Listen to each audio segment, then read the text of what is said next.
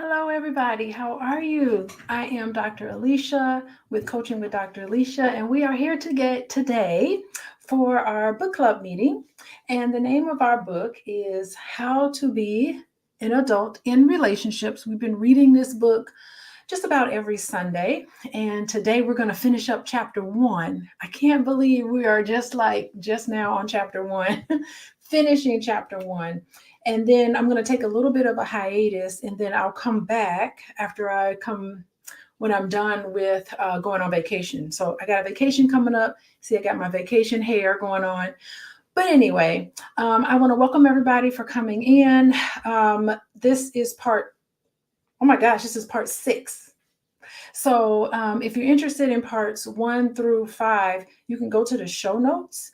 And then that will click on those links, and that will direct you to parts 1 through 5. And this is part 6. So I welcome everybody. We are learning how to treat each other with dignity. We are learning the foundation to making sure that we carry ourselves in congruence with our values. And how we do that is to carry ourselves in a way that is adult-like. So, and not be triggered by things that hold us back and gets us off our course, off our path to portray to the world all of the things that we know we are and we want to portray to the people that we love, to the world, right? So this is the formula on how to do that. How do we behave with each other? How do we behave with each other when they say something that bothers us? How do we interact with somebody when we have a complaint? Last week, I talked about complaints, listening to complaints, being able to articulate complaints about someone who's very close to you. Listening to complaints without being defensiveness is the number one key to being an adult in relationships. So if you are in a relationship, a romantic partner, and that person comes to you and says, hey, I want to talk to you about something that bothered me,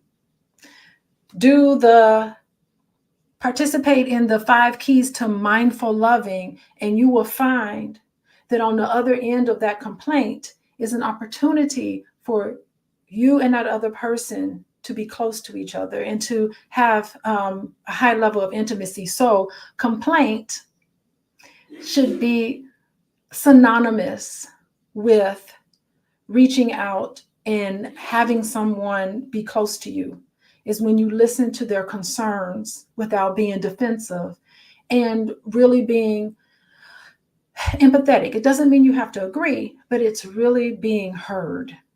And for many of us, just being heard is half the problem, right? Not being heard, talking to someone and feeling like you're not getting anywhere with that person, that creates distance. So also what we talked about last week were practices, things that we can do every day in our lives that can help us live a way that's mindful.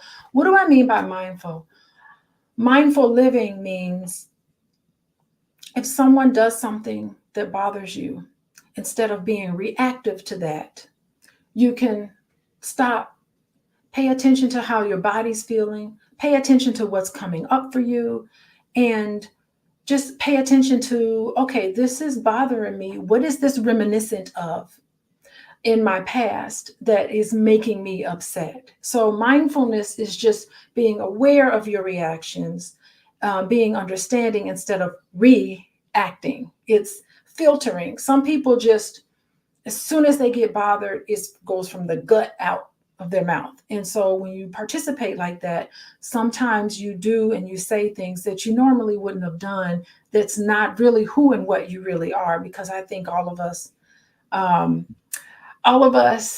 can behave in the way where it's respectable. So anyway, we're going to continue on with practices. And we are starting on page, what page is that? 50, looks like 51. We're starting on page 50. So all of us who are here, we are starting on page 50 and we are having a conversation. Let me turn my light up a little bit. We are having a conversation about practices on things that you can do to help you become an adult in relationships. Okay, so we ended with the practice of, last week we ended with 3 forms of listening. It's only our presence is enough to create trust and open a path to contentment. And they say in mindfulness, we can learn to listen to others as we listen to songbirds. Isn't that something? Songbirds, no judgment, no appreciation, only appreciation of diversity. So, not judging, appreciation of diversity. Y'all know what that means? Appreciating diversity is understanding that not everybody thinks the same way you do. So a great way to listen is to be able to understand that that person's world is different from yours and it's okay.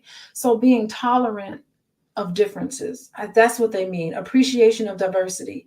Then our loving the birds, as St. Francis did, adds to the heart dimension. So all the different bird sounds we can appreciate, all the different perspectives that people have we can appreciate, and it doesn't have to be a personal attack against you just because someone thinks different from you. So that's where we ended last time, as a practice that we can do to make sure that we maintain maintain who we are and our sense of purpose and how we interact with others. Not enough discussion centers around this, by the way, from what I'm getting in contact with. So before I go on, I want to say hello. I see you, Willie. Willie, hello, Willie from Detroit. Hey, Detroit, wonderful. Love Detroit. Kanika Lemon, hello. And Sir D and Kenyatta Ramsey. Hey, Kenyatta. For some reason, that name sounds familiar. I think I've seen you in the chat before. I want to say hello to everybody.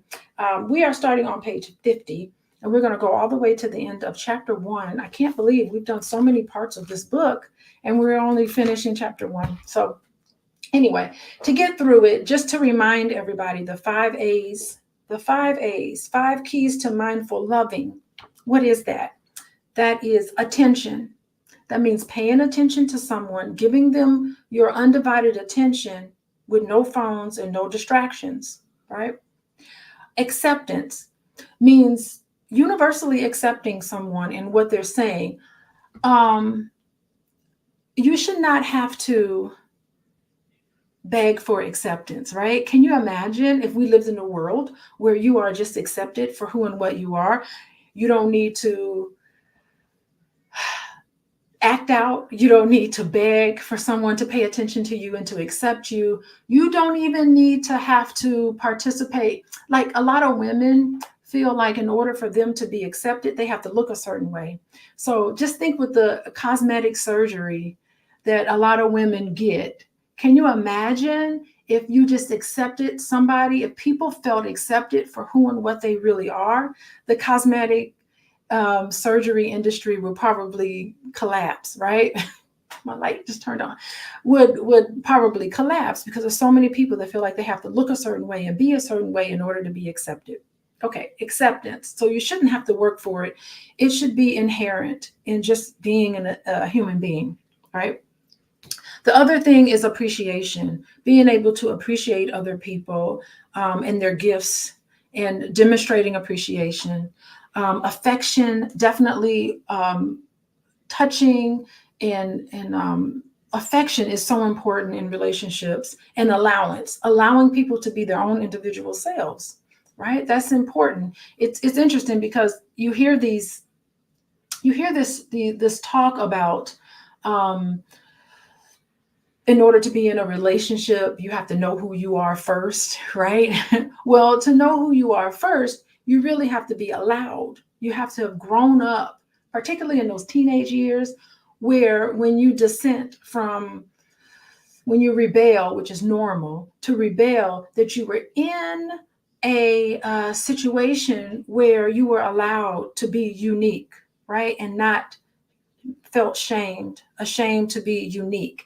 And when you're allowed to be your unique person and develop into who you really are, when you get in a relationship, you tend to maintain your sense of self. You don't get lost in who you are. So it's so important to be allowed to be your own individual self so that you can figure out exactly who and what you are and try on different hats. And some things don't work, some things do work. Okay. All right. So we are starting on page 50. And by the way, before I get started, let me say one thing.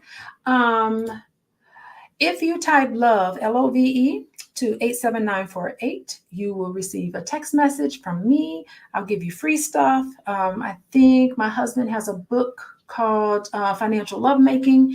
He will send you his book, and you'll get some really interesting information from me. So text love to 87948.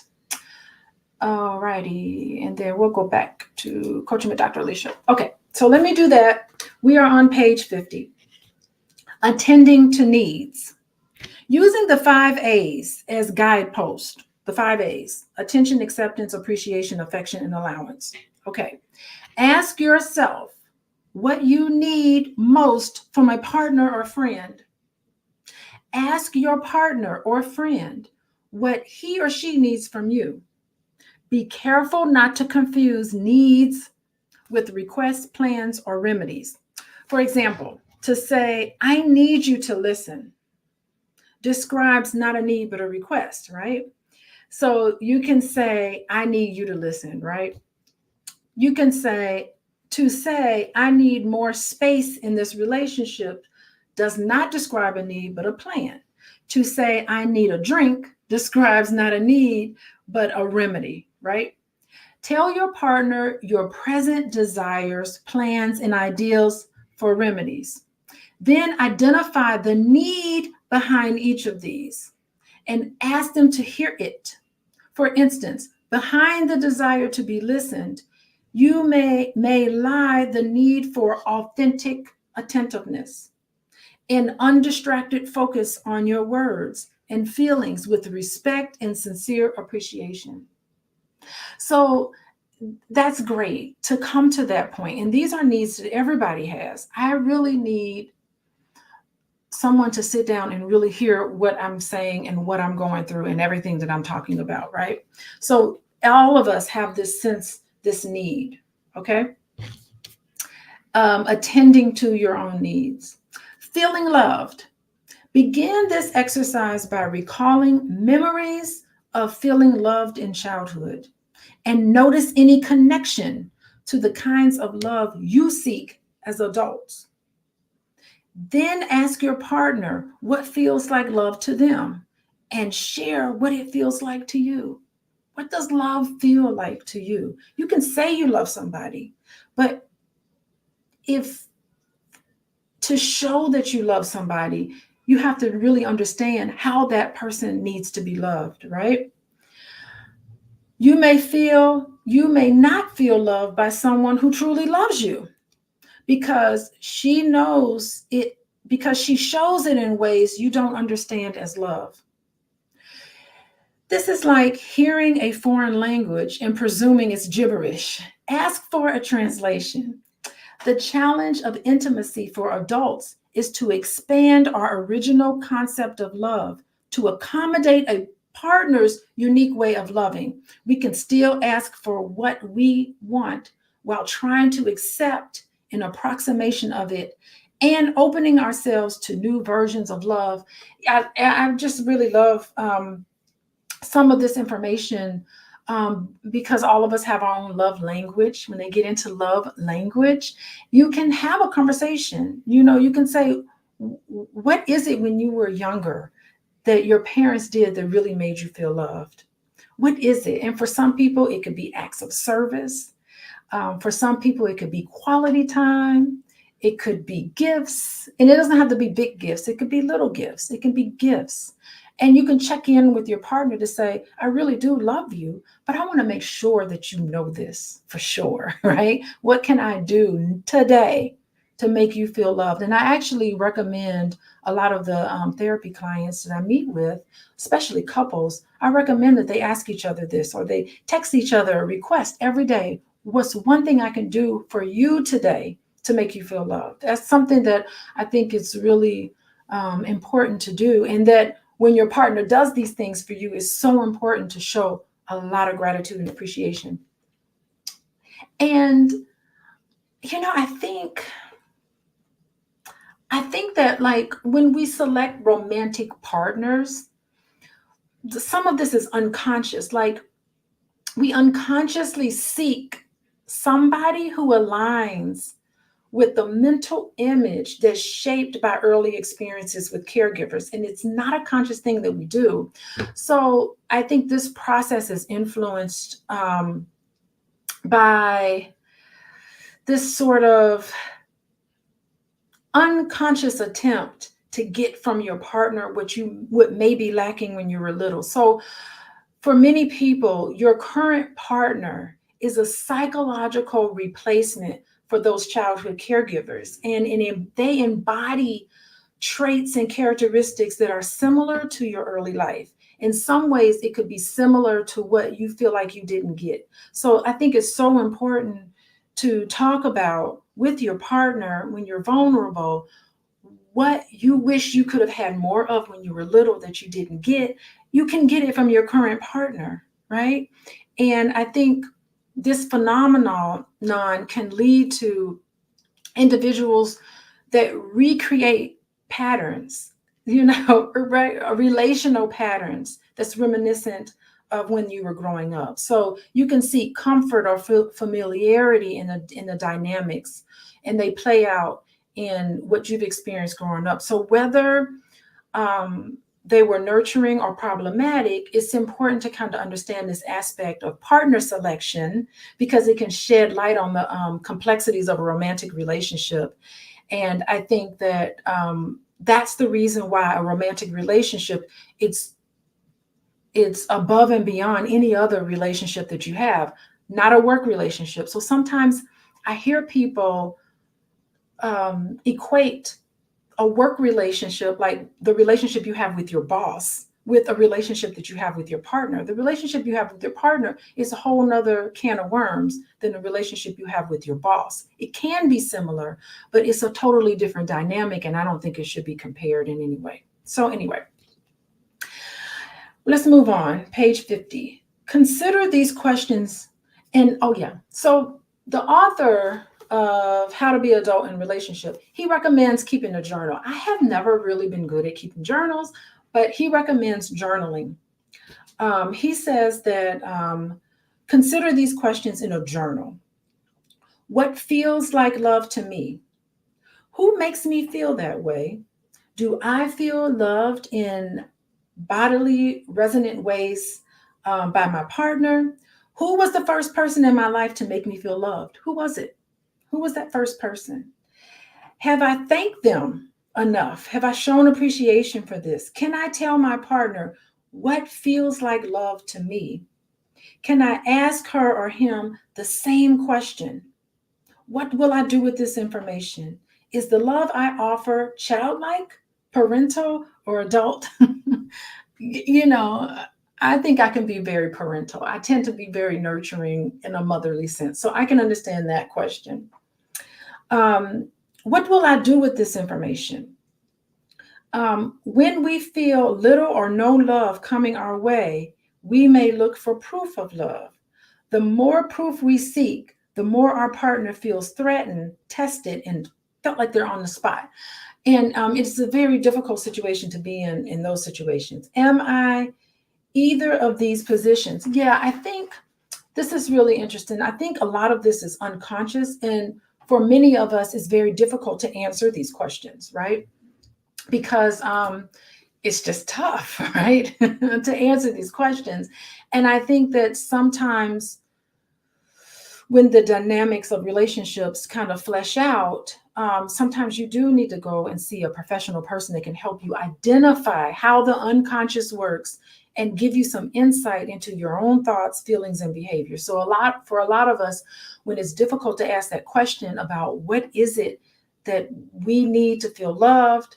What is it that I have the capacity of providing to another person? How open or acceptive am I in seeking out these understandings? I think sometimes therapy can help us tease some of those things out. Okay, so let's move on. They talk about touching. Becoming an adult does not erase or cancel our fundamental needs. We all feel a need to be held at times, no matter what our age. This comes from instinct for personal validation. We are always on the lookout for the mirroring and holding that may have been inadequate or missing in our early life. These are unconscious attempts.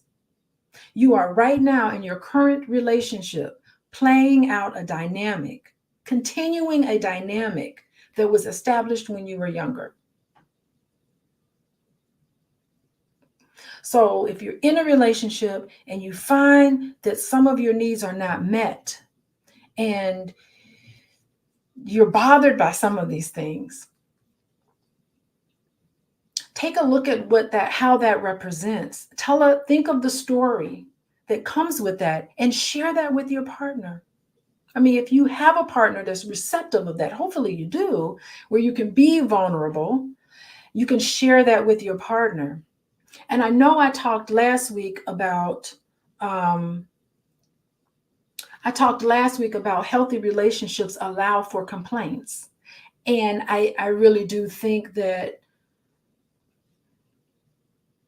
when you don't feel comfortable complaining to your partner or asking your partner what you need that you're not getting, I think what happens is that it forms a superficial relationship. I know y'all know online, there's all these pictures of couples and they look all happy and shiny and everything.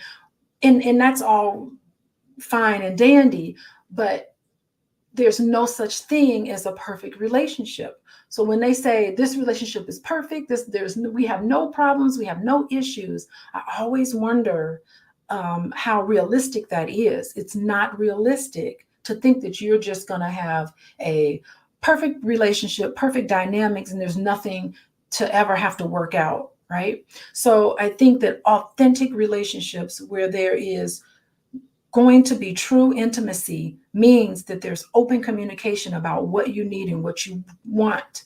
And if you express what you need to your partner and your partner is receptive of that, you are more intimate. If you express what you need to your partner and they make you the problem, it creates distance. You can't have a real relationship that's authentic and close and intimate and connected without being able to share. So that's what I wanted to talk about there. When someone loves us, when they care about us and respects us, that person's body becomes a resource for repair of the neglect or abuse in our past. So when you're vulnerable and when you share and that person gives you touch, physical touch, not in a sexual way necessarily, but physical touch, that's when you know you can heal just from touching. Some of us fear, quite reasonably, the letdown of finding closeness and then losing it again.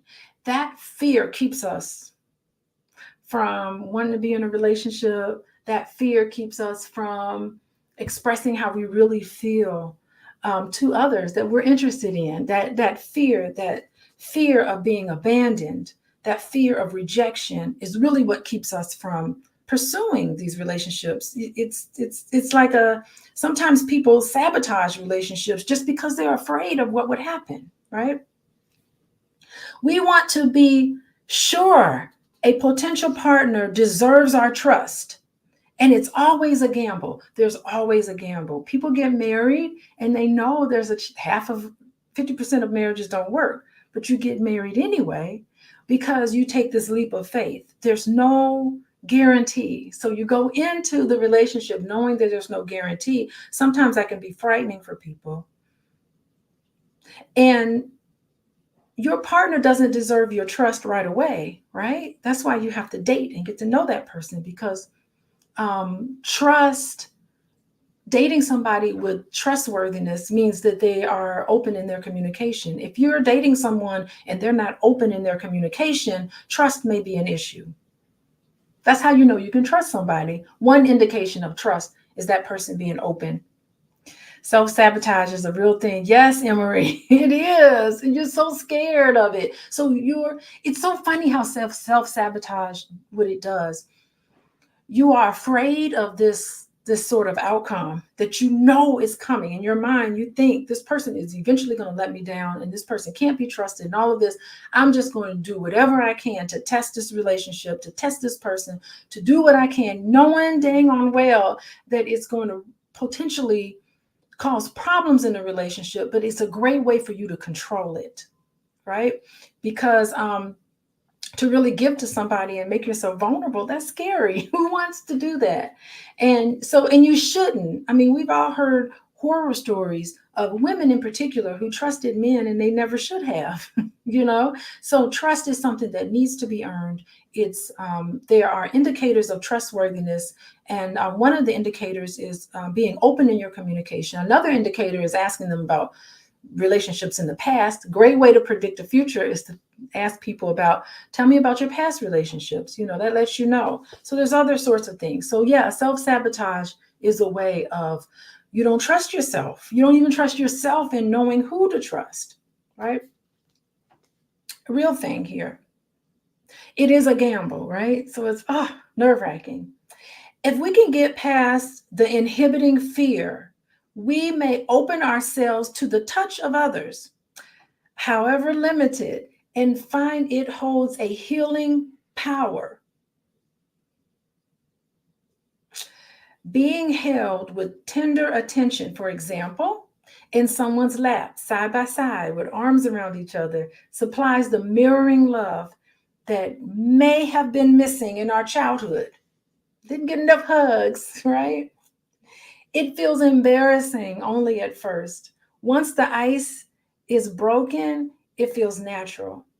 To try this kind of holding, sometimes with your partner or a close friend, may offer to hold a partner on your lap or cuddle side by side, read a book, read a part of this book to find to him or her. We do not outgrow the need for such comfort forms of childhood closeness. And there is no shame in that. No shame in that. I think a lot of us get on board with that. And let me see, what did I put? Superficial relationships can't do this. Okay. So external harmony, right, means that you can't bring up an issue. So yeah, I made that note in the side because really being held, really being tender, and really healing with each other is part of that is physical touch, not sexual necessarily, but it's just the physical touch of just engulfing someone in hugs, right? Shoot, I was looking online, and there are actual physical professional cuddlers. They're actually people. All they do is cuddle professionally, and I think that sort of industry exploded during COVID. Professional cuddlers. That's a thing. But anyway, there's no shame in this. So hey everybody, how y'all feeling? Y'all need a hug? I wish I was physically with you, give you a hug. So hello, David. Let me see. David is from Mississippi. Hey, David from Mississippi. Thanks for tuning in. Emery, getting emotional needs. Okay, getting emotional needs met that never got met during childhood. Yeah, listen, your past, no matter what failures or whatever happened to you in the past, it doesn't have to dictate your future. You can decide what type of life you want to have, what type of relationship you want to have. And if there's some problematic issues in the past, you can heal just from current relationships. That holding space that I'm talking about today is how you heal. And it's not my opinion. This is data. I've seen it happen. And I have anecdotes. I've seen it happen. So, and I'm not by myself because David Richo sees it too. So for everybody who's just tuning in, we are reading How to Be an Adult in Relationships, the 5 Key to Mindful Loving. And this is the Bible on how to treat people in a way where you feel good about yourself. I'm distracted by noises. Okay. So, offering support. Emotional support means a generous giving of the 5 A's. What's the 5 A's? Attention, acceptance, appreciation, affection, and allowance. Okay. Yet, how do we know exactly what kind of support our partner needs in a given moment or situation? You got to ask them. You can't read. I am working on how to be clairvoyant. I read a book. Hey, babe. I read a book on how to be clairvoyant, but I'm trying, but I can't. I can't read your mind. You have to tell me. For instance, our partner is weeping. Will it help me to hold them? Will it help to give them space? You have to ask.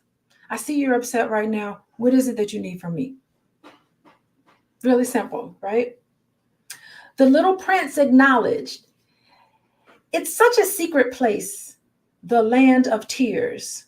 There is sometimes unreachable, unnamed feeling in a person's experience. She herself does not know what she really feels or needs in the moment. Support may consist simply in honoring that inner mystery. I like that because if somebody comes to you and they're really upset about something, this reminds us not to give answers, not to fix it, but just being there with them. This is difficult. This is a very difficult situation you're in.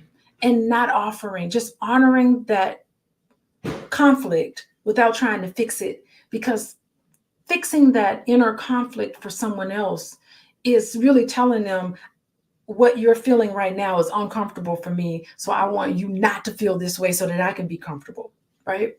So I think we have to just be aware of this, that sometimes we don't need to fix it. We may not find out how to help. Then, like Hamlet, we can only say, sit still, my soul. Right, just sitting in this. Not answers. You know, I've been doing some talks, podcasts, YouTube videos on 2 areas where I've been talking on Fly Nubian Money. I don't know if y'all tune in to Fly Nubian Money, but a certain couple of days out of the week, I will come on and they look to me as a therapist, right? to weigh in on all of these issues that we are all going through. And I think the 2 of the things that I've been asked to comment on is this political race, right? We got Donald Trump and we have Joe Biden dropping out of the race. We have Kamala Harris stepping up as vice president to run for president. And it's all of these ideas and thoughts about it. And a lot of people feel overwhelmed and they're like, Dr. Alicia, what do you say about this? The thing is that we can't control. I mean, all we can do is vote. If we feel like we want to vote for whomever we feel like we want to vote for. But outside of that, unless you want to join a campaign, in our day-to-day experience, we can't control what happens. We can't control what the president does, not in a direct way. All we can do, if we feel so compassionate about it, is to vote.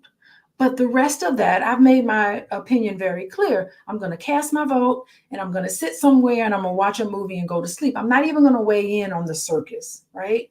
Because these are things that are happening in our lives that we can't control. And we need to understand that and not get wrapped up into this. Also, we also have a fatal shooting. Just recently, there was a young lady in Illinois who was fatally shot for no reason at all. Right? She's calling the police. And she's asking the police to come because she feels threatened by not the police, but by someone else, right? She feels threatened. And she's calling the police and asking them for help. And they say, okay, let me see your driver's license. She's like, yes, I'll give you my driver's license. And we all know how that scenario played out.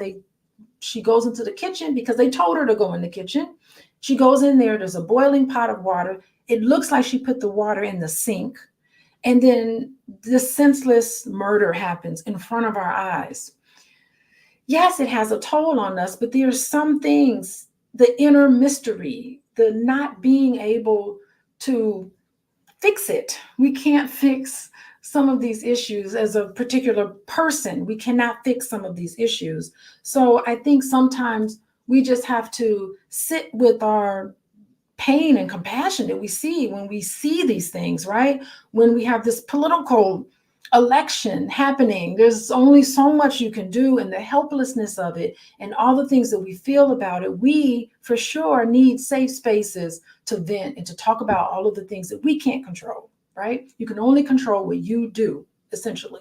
You can't control anyone else. So, but there's all of these complexities and these social issues that are actually totally out of our control. So we need to really, more than ever, come up with ways and avenues and people in our life that we can talk to, that we can share our frustrations with and know that we can't fix it.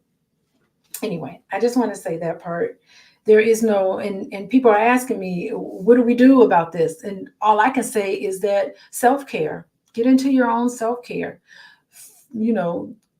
love yourself, right? And be a beacon of love for the people around you. But in terms of fixing some of these systemic issues with the Justice Department and the police departments and politics, it's out of our control. Anyway, I'm done with that. We'll move on. Okay.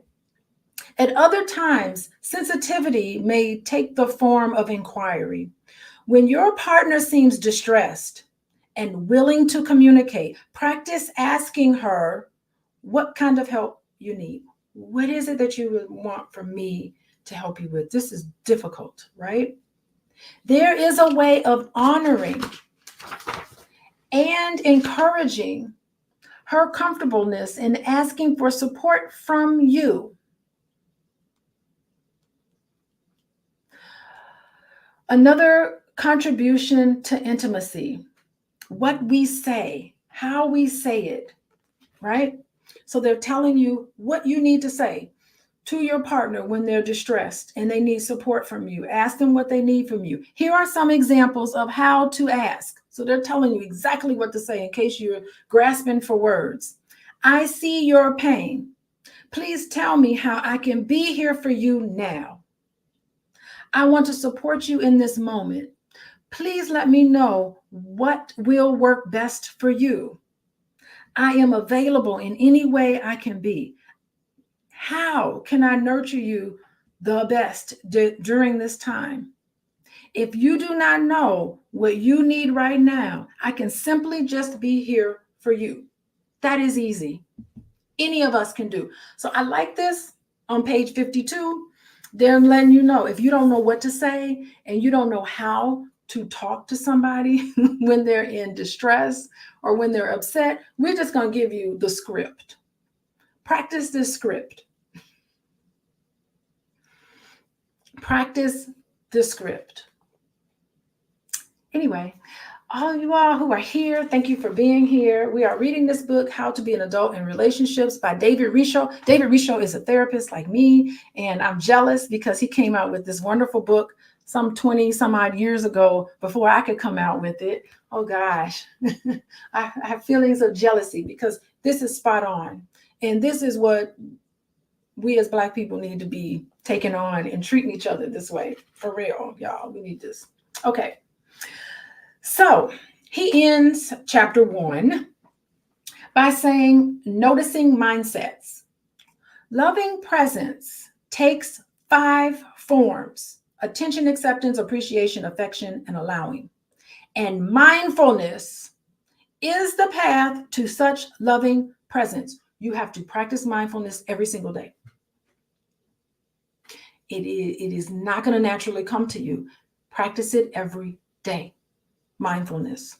We're all busy because I'm very busy, but I practice it in the shower. I practice it at night before I go to bed. I turn everything off and I practice mindfulness. I just embed it into my day-to-day life, moments of mindful practices. And if you want to know exactly what to do, I think it's part 4 and 5 talks about it. So if you want to know specifically, mindful contact is unconditional in granting the 5 A's and unconditional by the mindsets of ego, such as fear, demand, expectation, judgment, or control. You need to be aware of how you are doing this, right? Look at the chart. He has a chart, and he's again encouraging you to journal.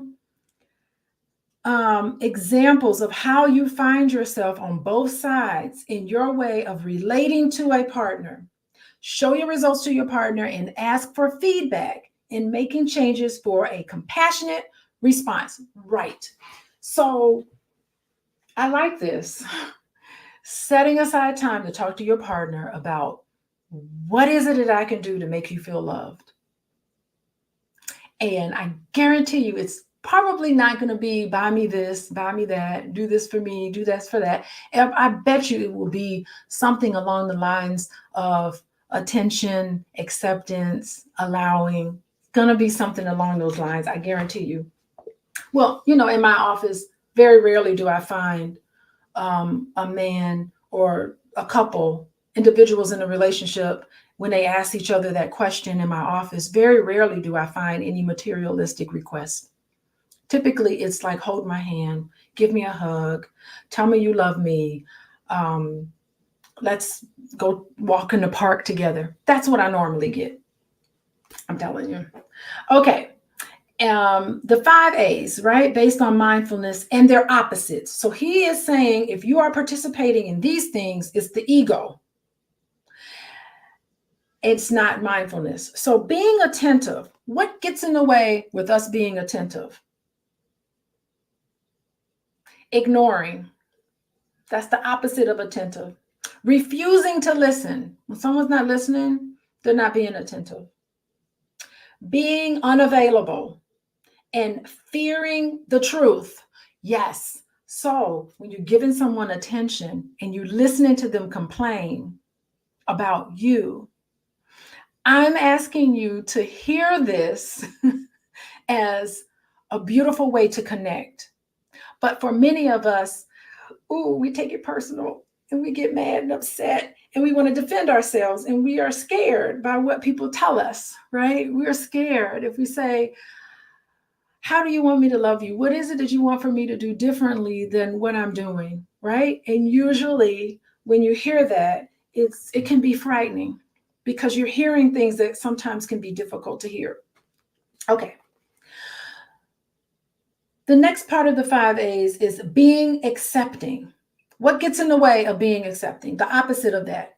Trying to make someone over to fit our specifications, desires, or fantasies. Don't make me over. Y'all remember that song? Don't make me over. I like that song.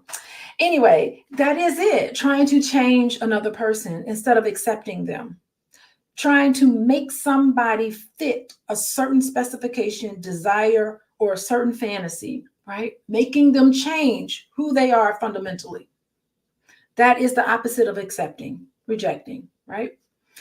The other part, being appreciative. That's part of the 5 A's. What gets in the way with being appreciative? Criticizing somebody. Now, the difference between complaining and criticizing, what's the difference, y'all? There is a difference. Criticizing is when you're calling somebody a name, when you're making them feel less than, when you are approaching them in a way with contempt. Criticizing someone is putting them down, saying, what's wrong with you? That's not the same as complaining. Complaining is using what I call I statements. I need this from you. I noticed we had this experience and I felt rejected, or you can talk about how you feel, what you noticed, and what you would like. That's a complaint. Criticism is just raising your voice, yelling at them, putting them down. That's the difference between criticism and showing appreciation and also complaining, because complaints are great in relationships. You want to be open for a complaint, but it has to be done in a way that's constructive, right? Okay, being affectionate. Gets in the way of affection? Acting selfish. Being abusive. I mean, physical harm on someone is unacceptable. Matter of fact, physical harm is illegal. So, you can go to jail for touching someone out of anger, hitting someone out of anger. So, of course, that's the opposite of being affectionate. And allowing. What gets in the way of allowing? Being controlled, being demanding, or manipulative, trying to get something out of somebody, trying to not say what you mean and mean what you say, really not following through with things, being manipulative. Those are the things that gets in the way of just allowing somebody to be unique and allowing that person to be who and what they are. You're trying to manipulate them into being someone else. That's very toxic. So I just want to say the 5 A's is an example of healthy loving, right? So based on mindfulness, being attentive is healthy. What's toxic is ignoring somebody, refusing to listen to them, being unavailable, and fearing the truth. That's a toxic behavior. What's a healthy behavior is being acceptance. What's toxic? Trying to make someone change, trying to make them over. Being appreciative, that's healthy. Criticizing someone is toxic. Being affectionate is healthy, right? In relationships. Acting selfishly, physical abuse is definitely very toxic and harmful and illegal. So let's look at it that way. Allowing, that's healthy. Being controlling and demanding or manipulative, that's toxic. So, he wants you to journal this. He wants you to journal all the different ways in which you have done some of these things in your life and what are ways in which you can change it. And he's saying you can make the changes for a compassionate response to your partner. You can do it.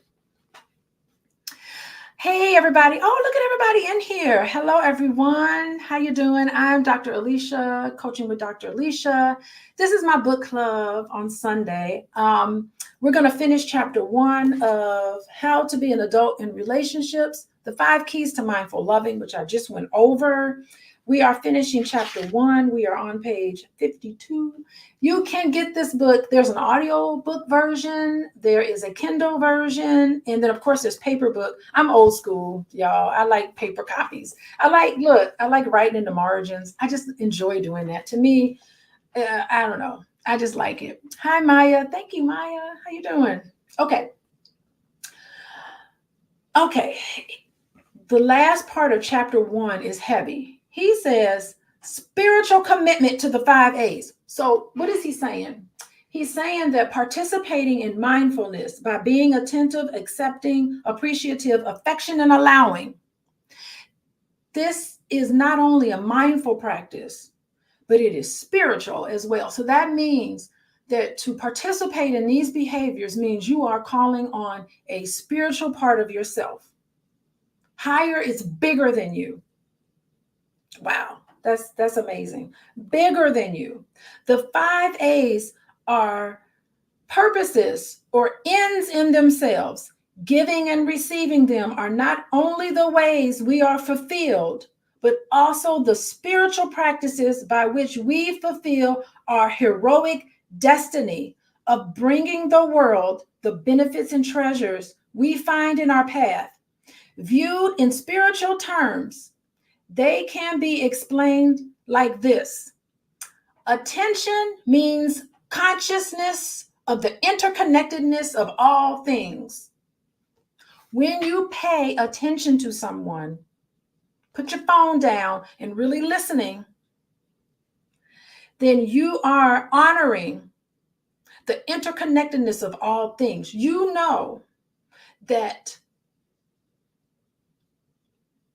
not paying attention in this situation is creating on an energetic level is creating a collective means, not paying attention, not listening. We don't do enough listening with each other. You're creating that frequency in your life by not listening, right?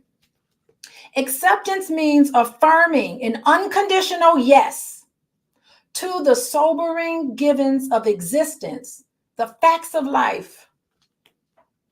Means we're accepting things that come our way. Appreciation means the attitude of gratitude, being appreciative of all the gifts, right?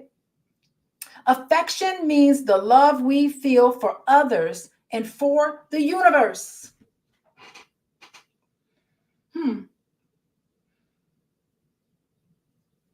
Wow.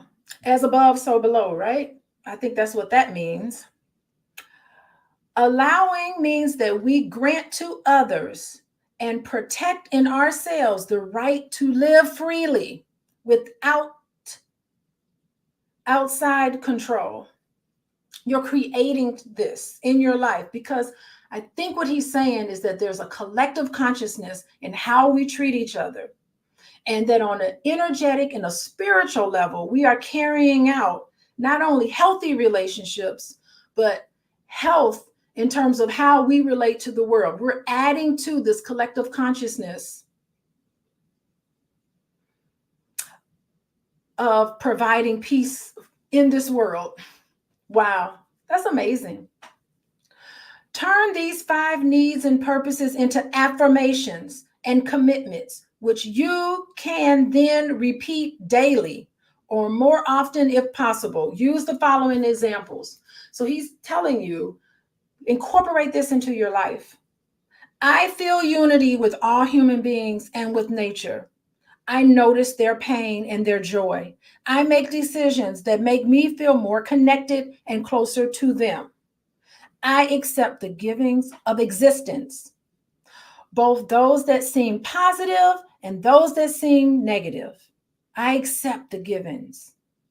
I surrender to what cannot be changed and trust it to be useful on my own life's path.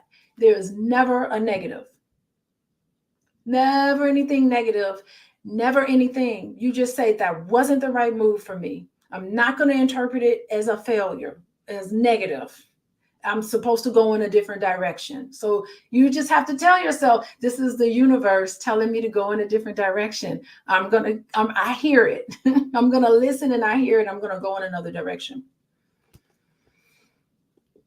I am thankful for all that has been and open to all that will be. I show appreciation for everything I receive. I do think we need to show appreciation to our partners more. Any little thing that they do, we need to say, thank you so much. Show appreciation because it is bigger than you. Appreciation permeates out of you, right? I show my love in my every thought, word, and action. I cherish my right to live in accord with my own deepest needs, values, and wishes. I respect that right in others. Yes. So it's so interesting in my healing. I have a Healing Haven course. I have a whole entire module just on that. I have my students create their own manifesto on how they want to live their lives. And in that, it really takes mindfulness practices in order to achieve whatever you want in your life, right? But what happens is that when we get triggered, we behave and we act in a way out of fear or mistrust or whatever happens to us in that moment that we're triggered, and we start behaving and acting outside of what we have already said we want to become. So it makes you not only distance yourself from the people who you really want to be close to, but it also makes you become somebody that you know you're not. It makes you become a person that, I want to say childish, but it's not in a way. It makes you become a person that is not honoring your purpose and your conviction and your values and what you put forth. So students, put together a statement about who and what they want to become, what their purpose is in life, and we prepare for what are your triggers. Identify what your triggers are and start thinking about how to become relaxed, how to become mindful when you are in the face of these triggers, how to become mindful in your actions so that you still stand on what you know to be true, what you know you want to become, what you want to be, your goals, your values. There's no sense of stepping outside of that. Okay, so that's what we do in my class. And I was really interested that he in this book is bringing this up. And let me tell you, everybody, we are done. That is chapter 1. Only chapter 1. And so the next time I come on here, which will be probably next month sometime, because I'm going out of town. But the next time I come on here, we're going to start chapter 2. Chapter 2 of how to be adult in relationships. I thank you, everybody, for joining. I would love for you to go to the show notes. You can, while I'm on a hiatus, go back through. In the show notes, there's links to part 1, 2, 3, 4, 5. This is part 6. You can go in the show notes and you can refresh yourself. We are reading this book, How to Be an Adult in Relationships. And I thank you all for joining me. Happy Sunday. And one thing before I leave, I just want to say I'd like for you all to text LOVE, LOVE, to 87948. You get information from me, exclusive to me, text right to your phone. You'll also get information from my husband too about relationships. And he knows about relationships. So anyway, thank you, everybody. Goodbye.